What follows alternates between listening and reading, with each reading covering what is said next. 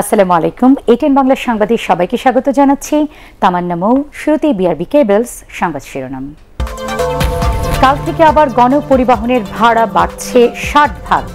বাংলাদেশে আসা বিমান যাত্রীদের ১৪ দিনের কোয়ারেন্টাইন বাধ্যতামূলক।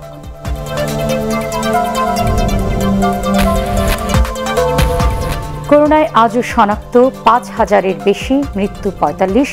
জেলা হাসপাতালগুলোকে প্রস্তুত করার পরামর্শ বিশেষজ্ঞদের।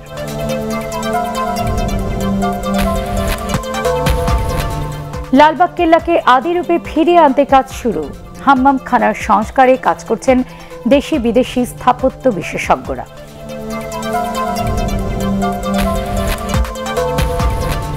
এবং নেপিয়ারে দ্বিতীয় টি-20-তে বাংলাদেশকে ২৮ রানে হারিয়ে ২-০-তে সিরিজ জিতল নিউজিল্যান্ড।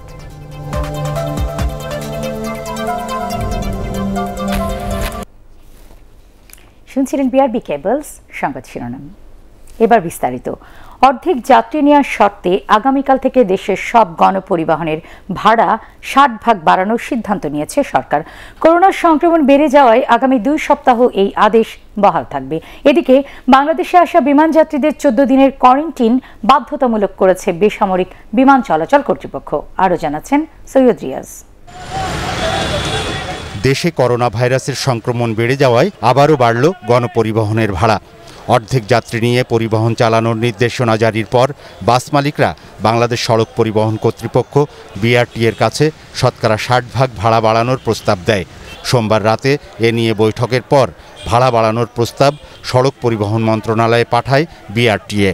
গণপরিবহনে স্বাস্থ্যবিধি মেনে চলা, অর্ধেক আসন খালি রাখা শর্তে বাস ভাড়ার হার ৬০% বৃদ্ধি করা হয়েছে। আমি পরিবহন মালিক শ্রমিকদের গণপরিবহন চলাচলের স্বাস্থ্যবিধি মেনে চলার আহ্বান জানাচ্ছি। সরকারি নির্দেশনায় বলা হয়, আপাতত ২ সপ্তাহের জন্য গণপরিবহনে অর্ধেক আসন ফাঁকা রেখে যাত্রী পরিবহন করতে হবে। একই সাথে হ্যান্ড স্যানিটাইজার রাখার পাশাপাশি বাসের চালক ও যাত্রী সবাইকে অবশ্যই মাস্ক পরতে হবে।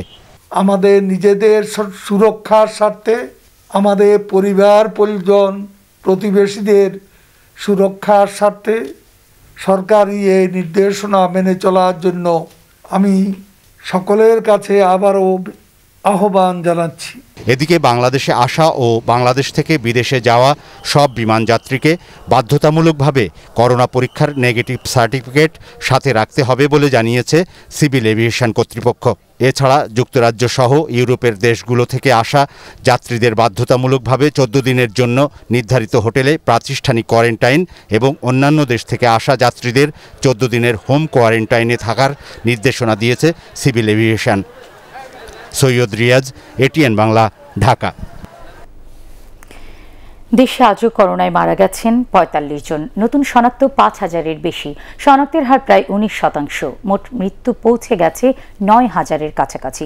বিশেষজ্ঞরা বলছেন, পরিস্থিতি নিয়ন্ত্রণে জেলা হাসপাতালগুলোকে করোনা রোগী চিকিৎসার জন্য পূর্ণাঙ্গভাবে প্রস্তুত করতে হবে। আরও জানাচ্ছেন রাসনা দাস। স্বাস্থ্য অধিদপ্তরের তথ্য অনুযায়ী সবশেষ ২৪ ঘন্টায় নমুনা পরীক্ষার বিপরীতে আক্রান্তের হার ১৮.৯৪%। ২৪ ঘন্টায় করোনা শনাক্ত হয়েছে ৫,০৪২ জনের মধ্যে, মারা গেছেন ৪৫ জন। এই নিয়ে মোট মৃত্যু হল ৮,৯৯৪ জনের। বিশেষজ্ঞরা বলছে, সরকারের জারি করা নির্দেশনাগুলো কঠোরভাবে না মানলে পরিস্থিতি নিয়ন্ত্রণ করা যাবে না। বেশ একটা সংকটাপন্ন অবস্থায় আছি, সেজন্য সরকার একটা সিরিজ অফ নির্দেশনা দিয়েছে, ১২টা নিয়ে 18টা নির্দেশনা দিয়েছে এবং সেই নির্দেশনাগুলো যদি ঠিকমতো পালন করা যায় তাহলে আমরা ভালো করবো আর কি। আমাদের এই করোনা থেকে আমরা একটু সুবিধা পাবো আর কি। কোভিড-১৯ জাতীয় কারিগরি পরামর্শক কমিটির সদস্য ডাক্তার নজরুল ইসলাম বলেন, মৃত্যুর সংখ্যা কমাতে দেশের প্রতিটি জেলার সরকারি হাসপাতালে করোনা রোগীদের জন্য সাধারণ বেড বাড়ানো সহ নির্দিষ্ট সংখ্যক আইসিইউ বেড নিশ্চিত করতে হবে। জেলা থেকে কঠিন রোগীগুলো রাজধানীমুখী হয়ে গেছে, রাজধানীতে আমাদের একটা আইসিইউ বেডে খালি নাই, ইভেন এমনি করোনা বেডও তেমন বেশি নাই। আমাদের গত বছরের করোনা বেড যেগুলো আমরা নর্মাল নন করোনা বেডে কনভার্ট করছিলাম সেগুলোকে আবার ফেরত নিয়ে আসতে হবে। সেজন্য দেখেন মৃত্যুর হার কিন্তু কয়েকদিন ধরে বেশ ঊর্ধ্বগতিতে আছে। গত ২৪ ঘন্টায় মৃতদের মধ্যে একজন শিশুসহ ৬০ রয়েছে ২৫ জন। এদিকে একদিনে করোনা থেকে সুস্থ হয়েছেন ২,১৬২ জন। রাসনা দাস, ATN বাংলা, ঢাকা। হেফাজতে ইসলামের হরতাল চলাকালে ব্রাহ্মণবাড়িয়ায় ক্ষতিগ্রস্ত বিভিন্ন সরকারি বেসরকারি অফিস সহ রাজনৈতিক নেতাদের ক্ষতিগ্রস্ত বাড়ি ঘর পরিদর্শন করেছে পিবিআই। সকালে পিবিআই এর একটি দল ব্রাহ্মণবাড়িয়া পৌরসভা, ওস্তাদ আলাউদ্দিন খাঁ পৌর মিলনায়তন সহ বিভিন্ন প্রতিষ্ঠান পরিদর্শন করে। জেলা পিবিআই এর পরিদর্শক কামরুল হাসান জানান, প্রতিটি ঘটনাস্থলেই পিবিআই এর বেশ কয়েকটি টিম কাজ করছে। ক্ষয়ক্ষতি নিরূপণে প্রতিষ্ঠানগুলোতে কর্মরত লোকজন সহ আশপাশের মানুষের কাছ থেকে তথ্য সংগ্রহ করা হচ্ছে। ভাঙচুর ও অগ্নিসংযোগের ঘটনায় মোট 7টি মামলা হয়েছে। এতে আসামি করা হয়েছে 11,000-এরও বেশি লোকজনকে। সাংবাদিকদের উপর হামলা ও প্রেস ক্লাবে ভাঙচুরের প্রতিবাদে বিক্ষোভ করেছেন ব্রাহ্মণবাড়িয়ার সাংবাদিকরা। এ সময় হেফাজতে ইসলামের সংবাদ বর্জনের ঘোষণা দেন তারা। এদিকে ব্রাহ্মণবাড়িয়ায় হেফাজতে ইসলামের সাথে বিএনপি জামাত হামলা করেছে বলে দাবি করেছে আশুগঞ্জ উপজেলা আওয়ামী লীগ। বিকেলে প্রেস ক্লাবে সংবাদ সম্মেলনে এ দাবি করেন উপজেলা আওয়ামী লীগের যুগ্ম আহ্বায়ক আবু নাসের আহমেদ। সুস্থ ধারার রাজনীতির চর্চা করার ঘোষণার মধ্য দিয়ে যাত্রা শুরু করল নতুন রাজনৈতিক সংগঠন নৈতিক সমাজ। নতুন এই দলের নেতৃত্বে থাকছেন অবসরপ্রাপ্ত মেজর জেনারেল শাহ আমিন। নতুন এই দলকে স্বাগত জানিয়ে গণফোরাম সভাপতি ডক্টর কামাল হোসেন বলেছেন, সৎ লোকদের বেশি করে রাজনীতিতে আসতে হবে। জাতীয় প্রেস ক্লাবে দলটির আত্মপ্রকাশ অনুষ্ঠানে তিনি একথা বলেন। অসৎ মানুষকে কোনোদিন চিরস্থায়ীভাবে এখানে নেতৃত্ব দিই নাই, দেব না। এই দৃঢ়তা আমাদের মধ্যে থাকবে, এই চিন্তাটা আমাদের মধ্যে থাকবে। দেশের গণমাধ্যম যে পরিমাণ স্বাধীনতা ভোগ করে তা অনেক উন্নত দেশেও নেই বলে মনে করেন তথ্য ও সম্প্রচার মন্ত্রী ডক্টর হাসান মাহমুদ। তিনি বলেন, এই অবাধ স্বাধীনতার যেন অপপ্রয়োগ না হয় সে বিষয়ে সংশ্লিষ্টদের সতর্ক থাকতে হবে। ডিজিটাল নিরাপত্তা আইন সবার জন্য উল্লেখ করে মন্ত্রী বলেন, এতে সাংবাদিকরা যাতে অহেতুক হয়রানির শিকার না হয় সেদিকে আরও বেশি নজর দেওয়া হবে। রাজধানীতে ঢাকা রিপোর্টার্স ইউনিটি আয়োজিত 50 বছরের গণমাধ্যমের অর্জন ও চ্যালেঞ্জ শীর্ষক আলোচনা সভায় হাসান মাহমুদ এসব কথা বলেন। ওয়েস বোর্ডের নামে লুকোচুরি বন্ধ করার পাশাপাশি সকল সাংবাদিক হত্যার বিচার দাবি করেন সাংবাদিক নেতারা। ডিজিটাল সিকিউরিটি অ্যাক্ট তো সারা দেশের সব মানুষের ডিজিটাল নিরাপত্তা দেওয়ার জন্য। ডিজিটাল সিকিউরিটি অ্যাক্ট তো কোনো একটা গোষ্ঠীর জন্য না। এই ডিজিটাল সিকিউরিটি অ্যাক্ট একজন গৃহিণী, একজন কৃষক, একজন চাকরিজীবী, একজন সাংবাদিক, একজন লেখক, একজন সাধারণ মানুষ, একজন রাজনীতিবিদ, সবার নিরাপত্তা, ডিজিটাল নিরাপত্তা দেওয়ার জন্য ডিজিটাল সিকিউরিটি অ্যাক্ট। মুজিব শতবর্ষ ও সুবর্ণ জয়ন্তীর উৎসব নিয়ে ব্যস্ত থাকায় করোনা মোকাবেলায় সরকার কোনো উদ্যোগ নেয়নি বলে অভিযোগ করেছেন বিএনপি মহাসচিব মির্জা ফখরুল ইসলাম আলমগীর। চেয়ারপারসনের গুলশান কার্যালয়ের সংবাদ সম্মেলনে তিনি দাবি করেন, এর ফলে সংক্রমণ ও মৃত্যুর হার বেড়ে পরিস্থিতি ভয়াবহ আকার ধারণ করেছে।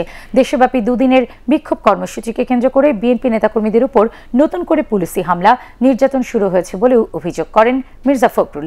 এ সময় বাস ভাড়া 60 ভাগ বাড়ানোরও সমালোচনা করেন তিনি।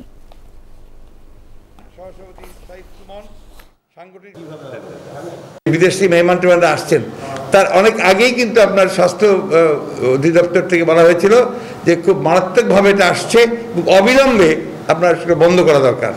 তারা করেননি। আজকে যে 18 দফা তারা দিয়েছেন যে পালন করার জন্য, সরকারের উদ্যোগটা কোথায়? দৃশ্যমান যে একটা আপনার ক্যাম্পেইন থাকবে, প্রচার থাকবে, উদ্যোগ থাকবে, সেটা কিন্তু লক্ষ্য করা যাচ্ছে না।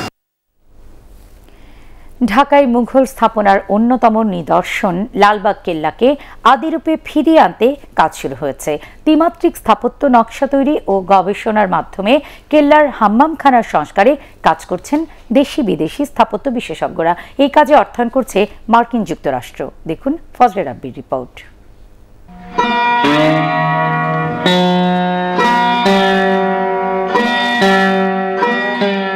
ঢাকায় মুঘল সাম্রাজ্যের অন্যতম স্থাপনা লালবাগ কেল্লা। হাম্মামখানা, সুবেদার শায়েস্তা খানের মেয়ে পরিবিবির সমাধি, শাহী মসজিদ, আস্তাবল, সুদৃঢ় প্রাচীর, ফটক সহ পুরো চত্বরে ছড়িয়ে আছে মুঘল আমলের কথকতা। 1678 সালে আওরঙ্গজেবের পুত্র সম্রাট আজম খানের হাত দিয়ে শুরু হয় এর নির্মাণ কাজ। পুরোপুরি না হলেও আংশিকভাবে কেল্লার নির্মাণ কাজ শেষ করেন নবাব শায়েস্তা খাঁ। কোষ্টি পাথর, চাকচিক্যময় টালি, মার্বেল পাথর আর আকর্ষণীয় নকশায় তৈরি করা হয়েছিল চত্বরে সব স্থাপনা। 1703-এ ঢাকা থেকে মুর্শিদাবাদের রাজধানী স্থানান্তর হলে গুরুত্ব হারায় লালবাগ কেল্লা। দীর্ঘদিন পরিত্যক্ত থাকার পর বর্তমানে ঐতিহাসিক স্থাপনা হিসেবে কেল্লার দেখভাল করছে প্রত্নতত্ত্ব বিভাগ। বিভিন্ন সময় যেমন ইচ্ছে তেমনভাবে, কোথাও মোজাইক, কোথাও টাইলস, কোথাও বা সিমেন্ট বালুর পলেস্তারে এর সংস্কার করা হয়েছে। ফলে লালবাগ কেল্লা হারিয়েছে তার প্রত্নতাত্ত্বিক গুরুত্ব। আমাদের ইচ্ছা যে অরিজিনাল আদলে মোগলদের যে টেকনিকগুলো, সেগুলো অনেক এক্সাম্পল আছে, ইন্ডিয়াতে আছে, বাংলাদেশে আছে, সেই অবস্থা আমরা ফেরত নিয়ে যাব। একটা ড্রোন দিয়ে ডকুমেন্টেশন করব, ইচ অ্যান্ড এভরি এলিমেন্ট যেন ডকুমেন্টেড করে, তাহলেই আসলে এক্সাম্পল সে রোল মডেল তৈরি করব, যেহেতু সরকারের যে প্রজেক্টগুলো হচ্ছে এই প্রসেসেই যেন সবসময় করা হয়। গবেষণার মাধ্যমে হাম্মামখানার ত্রিমাত্রিক নকশা তৈরি ও সংস্কারে ব্যয় হবে $1,84,000 মার্কিন, যা আসছে যুক্তরাষ্ট্রের ambassadors fund for cultural preservation থেকে। প্রকল্পটি বাস্তবায়ন করছে প্রত্নতত্ত্ব অধিদপ্তরের হেরিটেজ সেল। হাম্মামখানার কনজারভেশনের কাজটা আমরা শুরু করতে যাচ্ছি। এটা একেবারে শুরুতে যে অবস্থায় ছিল আমরা সেই অবস্থায় ফিরে নিয়ে যাবো আশা করি। It's just another way for the United States to show how much we respect and honor Bangladeshi culture. আগামী বছরের সেপ্টেম্বরে শেষ হবে আদি রূপে হাম্মামখানা ফিরিয়ে আনার কাজ। ফজলে রাব্বি, এটিএন বাংলা, ঢাকা। করোনা সংক্রমণ বেড়ে যাওয়ায় ও সরকারি বিধি নিষেধে বদলে গেছে অমর একুশে বইমেলার চিত্র। ছুটির দিনেও মেলায় উপস্থিতি ছিল কম, শঙ্কায় আছেন প্রকাশকরাও। প্রকাশক, বাংলা একাডেমি ও সরকারের সংশ্লিষ্টদের সাথে আলোচনার পর এ বিষয়ে সিদ্ধান্ত নেওয়া হবে বলে জানিয়েছে মেলা পরিচালনা কমিটি। হুমায়ুন চিস্তির রিপোর্ট। করোনা মহামারীর কারণে নির্ধারিত সময়ের প্রায় 1.5 মাস পর শুরু হয় অমর একুশে বইমেলা। মেলার পরিধি বাড়ানো হয় প্রায় দ্বিগুণ, নেওয়া হয় বাড়তি সতর্কতা। পাঠকরা প্রাণের মেলায় এসে খুঁজে ফেরেন পছন্দের বই। আমার গল্পের বই পড়তে ভালো লাগে, আমি গল্পের বুক কিনেছি। আমার কালারিং বই ভালো লাগে। আসলে বছরের মধ্যে তো আমরা একটাই মেলা পাই বাঙালি আমাদের সব পাঠকদের জন্য। এটা আমাদের সাহিত্য, সংস্কৃতি সবকিছুকেই ধারণ করে আছে। একান্ত একটা মনের একটা আগ্রহ থাকে যে আমি ওই লেখকের একটা অটোগ্রাফ নিব। তবে হঠাৎ করেই দেশে করোনা সংক্রমণ বেড়ে যাওয়ায় পাঠক, লেখক ও প্রকাশকদের মধ্যে মেলা নিয়ে দেখা দিয়েছে শঙ্কা। সবারই প্রত্যাশা প্রয়োজনীয় নিয়ম ও সতর্কতা মেনেই শেষ পর্যন্ত চলুক মেলা। এখন আমরা কিছুটা শঙ্কিত যে মেলাটা আদৌ হবে কিনা। যদি মেলাটা পূর্ণাঙ্গভাবে সম্পূর্ণ 14 তারিখ পর্যন্ত না হয় তাহলে সবাই মানে কমার্শিয়ালি সবাই লস করবে আর কি। একটা বা দুটো যেটাই লিখি, বই যখন বের হয় সেটা সন্তানের চেয়েও কোনো অংশ কম না। আমরা চাই যে বইমেলা চলুক। সবাই একটু স্বাস্থ্যবিধি মেনটেন করলে এবং হাইজিনভাবে এখানে একটু চলাফেরা করলে সবার আমরা এটা কন্টিনিউ করতে পারবো। আমরা আশা করি বইমেলাটা আরও সামনের দিকে আরও কিছুদিন অব্যাহত থাকবে, যেন আমরা বাচ্চাদেরকে নিয়ে আসতে পারি। স্বাস্থ্যবিধি মেনেও যদি চলে তাও যেন আর কয়েকটা দিন চলে। মেলা পরিচালনা কমিটি বলছে, মাস্ক পরা ও স্বাস্থ্যবিধি নিশ্চিত করতে বেশ কয়েকটি টিম কাজ করছে। তবে সবকিছু নির্ভর করছে সরকারের সিদ্ধান্তের উপর। আমরা গতকাল থেকে মেলার সময় 1 ঘন্টা কমিয়ে দিয়েছি। হয়তো অনেকের মধ্যে প্রশ্ন আছে যে মেলা কি এখন যে অবস্থা তারপরেও চলবে কিনা। যারা আসবেন তারাও যাতে স্বাস্থ্যবিধি পরিপূর্ণভাবে মান্য করে, কারণ সরকারের দিক থেকে এখনও কিন্তু সমস্ত বিপণী বিতান কিংবা বিভিন্ন বাজার, হাট এগুলো বন্ধ করার সিদ্ধান্ত আসেনি। সরকার, প্রকাশক সমিতি এবং সরকারের আরও উপরের পর্যায়ে কথা বলে এ বিষয়ে সিদ্ধান্ত জানানো হবে। 13তম দিনে মেলায় আসা বইয়ের সংখ্যা 1,500 ছাড়িয়েছে। এদিন এসেছে নতুন 112টি বই। Humayun Chishti, ATN Bangla, Dhaka. Alesha Mart Bangladesh New Zealand টি20 সিরিজের খবর।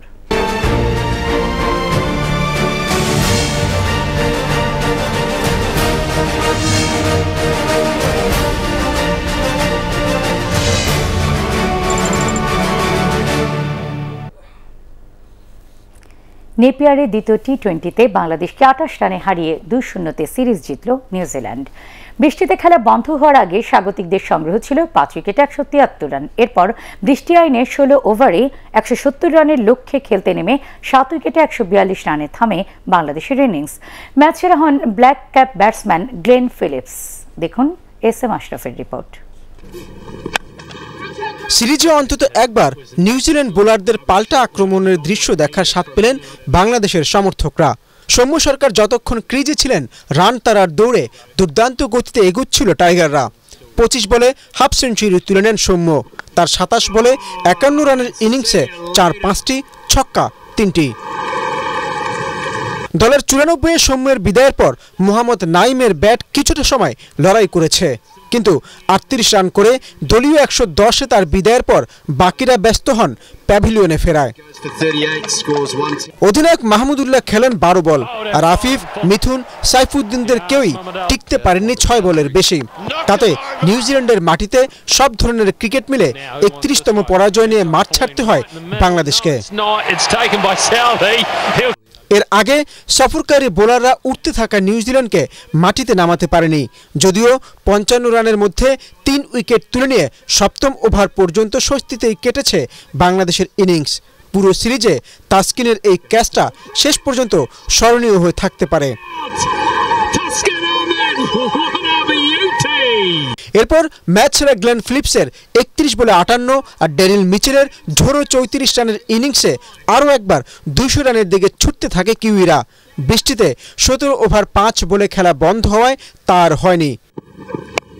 শেষ পর্যন্ত বাংলাদেশের ব্যাটসম্যানদের ব্যর্থতায় এই রানই জয়ের জন্য যথেষ্ট প্রমাণ করেন কিউইরা। S M Ashraf, ATN Bangla.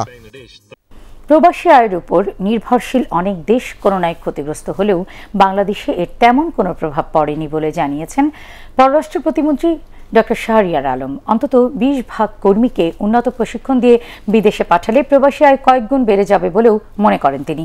রাজধানীর একটি হোটেলে প্রবাসী অ্যাপের উদ্বোধনী অনুষ্ঠানে এসব কথা বলেন পররাষ্ট্র প্রতিমন্ত্রী। বিদেশে দক্ষ নার্সের চাহিদা বাড়ছে জানিয়ে কর্মীদের দক্ষতা বাড়াতে সংশ্লিষ্টদের এগিয়ে আসার আহ্বান জানান তিনি।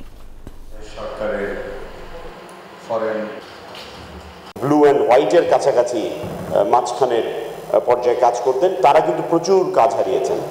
আমরা যেসব দেশের সাথে কম্পিটিং কান্ট্রি আর কি, সেই সব দেশে কিন্তু অনেক আনএমপ্লয়মেন্ট হয়েছে এবং তারা খুব লার্জ স্কেলে তাদের রেমিটেন্স আর্নিং ড্রপ করেছে। এবং এই যে আমাদের বেড়েছে, কিন্তু লো স্কিলড ক্যাটাগরিতে অপারেট করি, এবং এটাকে আমরা যদি kind of 20% skill scalate করতে পারি, আপস্কিল করতে পারি, তাহলে কিন্তু এই remittance 20 can easily be turned into $40 billion. Sheikh হাসিনার যোগ্য নেতৃত্বের কারণে বাংলাদেশ এখন বিশ্বে উন্নয়নের রোল মডেল বলে মন্তব্য করেছেন মুক্তিযুদ্ধ বিষয়ক মন্ত্রী আকাম মোজাম্মেল হক। দুপুরে দক্ষিণখানের রাবেয়া আনোয়ার নগর মাতৃসদন কেন্দ্রে হতদরিদ্রদের মাঝে বিনামূল্যে স্বাস্থ্য সেবা প্রদানের লক্ষ্যে লাল কার্ড বিতরণের উদ্বোধনী অনুষ্ঠানে প্রধান অতিথির বক্তব্যে তিনি এসব কথা বলেন। এ সময় করোনা ভাইরাস প্রতিরোধে সবাইকে স্বাস্থ্যবিধি মেনে চলার আহ্বান জানান Gazipur city corporation mayor advocate Jahangir Alam. স্বাস্থ্যবিধি না মানলে আমাদের অর্থনীতি বন্ধ হয়ে যাবে। অর্থনীতি বন্ধ হয়ে গেলে সারা দেশের মানুষ খাদ্য সংকট পড়বে, সমান অর্থনৈতিকভাবে কিন্তু ক্ষতিগ্রস্ত হবে। সেই হিসাবে আমরা বলছি, যারা 40-এর ঊর্ধ্বে আছে সবাই নিজ দায়িত্বে নিজেরা উদ্যোগ নিয়ে নেন। আমরা 10টা জায়গায় কিন্তু সিটি কর্পোরেশন জায়গা থেকে আমরা এটা রেখেছি, আপনারা গেলে কিন্তু আপনাদেরকে দিয়ে দিবে। ফেলেনি করবেন না, বাসা বাড়িতে মানুষকে রেখে মৃত্যুর মধ্যে ফেলে দেওয়াটা ঠিক হবে না। আল আরাফা ইসলামী ব্যাংক অর্থ সংবাদ।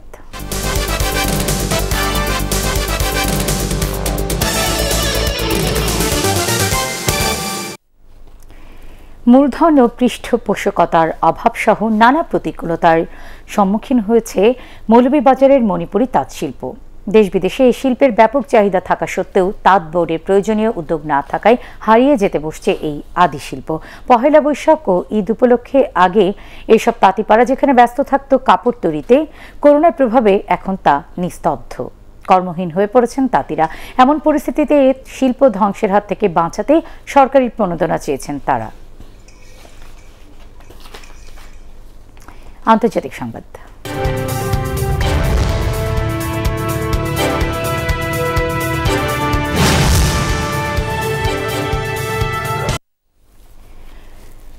ভবিষ্যতে করোনা মহামারী মোকাবেলায় আন্তর্জাতিক চুক্তি সইয়ে একমত হয়েছেন 20টিরও বেশি দেশের নেতারা। ব্রিটিশ সংবাদ মাধ্যম দ্য ডেইলি টেলিগ্রাফে এক নিবন্ধে তারা এ ব্যাপারে একমত পোষণ করেন। তাদের মতে দ্বিতীয় বিশ্বযুদ্ধের পর এই প্রথম সবচেয়ে বড় চ্যালেঞ্জের মুখে বিশ্ববাসী। ভবিষ্যৎ মহামারী মোকাবিলায় বড় ধরনের প্রস্তুতি রাখার প্রয়োজন বলেও মনে করেন তারা। নিবন্ধে ব্রিটিশ প্রধানমন্ত্রী Boris Johnson, German chancellor Angela Merkel ও ফরাসি প্রেসিডেন্ট ইমানুয়েল ম্যাক্রো সহ 24 দেশের নেতাকর্মীরা একমত হন। সারা বিশ্বে করোনায় এখন পর্যন্ত মারা গেছেন 28 লাখ মানুষ, আক্রান্ত 12,77,00,000-এরও বেশি। সুবর্ণ জয়ন্তীতেও দেশের মানুষ স্বাধীনতার সুফল পাচ্ছে না বলে মন্তব্য করেছেন জাতীয় পার্টির চেয়ারম্যান জি.এম. কাদের। রাজধানীর যমুনা ফিউচার পার্কের কনভেনশন হলে এক আলোচনা সভায় তিনি বলেন, মুক্তিযুদ্ধের চেতনাকে উজ্জীবিত করতে দেশের গণতন্ত্রকে স্বাধীন করতে হবে। গণতন্ত্রের ঘাটতি থাকায় সুশাসন প্রতিষ্ঠিত হচ্ছে না বলেও মন্তব্য করেন জি.এম. কাদের। রোজার আগে নিত্যপণ্যের দাম কমানো সহ কঠোরভাবে বাজার মনিটরিংয়ের দাবি জানান জাপা চেয়ারম্যান।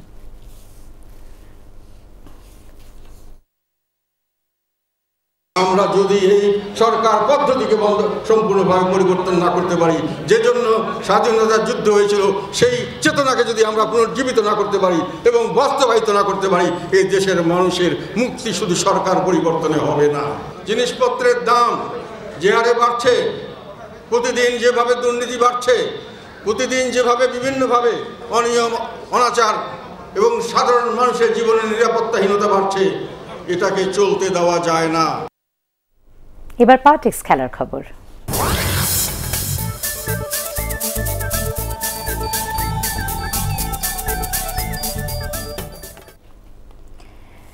জাতীয় ক্রিকেট লিগে দ্বিতীয় রাউন্ডে দ্বিতীয় দিনেই বরিশাল বিভাগকে হারালো রাজশাহী বিভাগ। বিকেএসপিতে আগের দিনের 1 উইকেটে 23 রানে খেলতে নেমে 151 রানে অল আউট হয় বরিশাল। জবাবে সানজামুল ও তাইজুলের বোলিং তাণ্ডবে মাত্র 60 রানেই গুটিয়ে যায় বরিশাল। প্রথম ইনিংসে তারা 82 রানে অল আউট হয়েছিল। কক্সবাজারের শেখ কামাল আন্তর্জাতিক স্টেডিয়ামে সিলেট বিভাগের চেয়ে 131 রানে পিছিয়ে আছে ঢাকা বিভাগ। কক্সবাজারের দ্বিতীয় মাঠে চট্টগ্রাম বিভাগের চেয়ে 270 রানে পিছিয়ে আছে ঢাকা মেট্রোপলিস। এদিকে রংপুরে স্বাগতিকদের চেয়ে 139 রানে পিছিয়ে আছে খুলনা বিভাগ। টানা 3 জয়ে বঙ্গবন্ধু কাপ আন্তর্জাতিক কাবাডি প্রতিযোগিতার ফাইনালের পথে এগিয়ে গেল স্বাগতিক বাংলাদেশ। শহীদ নূর হোসেন জাতীয় ভলিবল স্টেডিয়ামে 3টি লোনা সহ 35-20 পয়েন্টে নেপালকে হারায় বাংলাদেশ। এর আগে পোল্যান্ড ও কেনিয়ার পরাজিত করেছিল স্বাগতিকরা। খেলার শুরু থেকে নেপালের উপর প্রাধান্য বিস্তার করে খেলতে থাকে বাংলাদেশের রেইডাররা। প্রথমার্ধে 2টি লোনা সহ 24-8 পয়েন্টে এগিয়েছিল স্বাগতিকরা। সেরা খেলোয়াড় হন বাংলাদেশ দলের অধিনায়ক তুহিন তরফদার।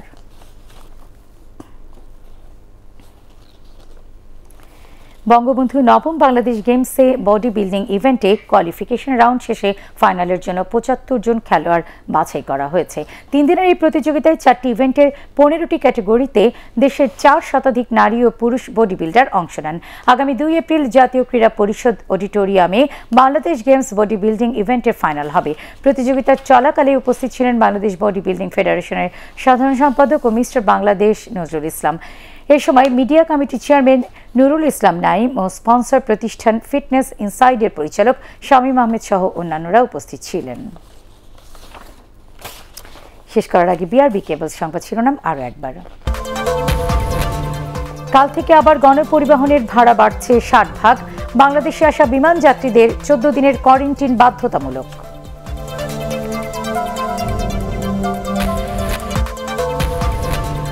করোনায় আজও শনাক্ত 5,000-এর বেশি, মৃত্যু 45। জেলা হাসপাতালগুলোকে প্রস্তুত করার পরামর্শ বিশেষজ্ঞদের।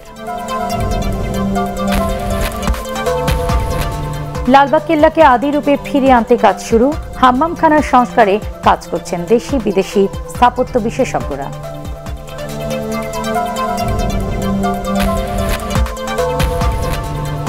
এবং নেপিয়ারে দ্বিতীয় টি-20তে বাংলাদেশকে 28 রানে হারিয়ে 2-0 সিরিজ জিতল নিউজিল্যান্ড।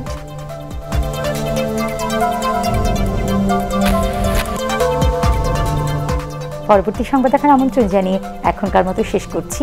করোনা ভাইরাস থেকে নিজেকে সুরক্ষিত রাখতে মাস্ক পরুন, বারবার হাত পরিষ্কার করুন। আর এটিএন বাংলা সংবাদ ইউটিউবে দেখতে ব্রাউজ করুন youtube/ATN বাংলা নিউজ। আল্লাহ হাফেজ।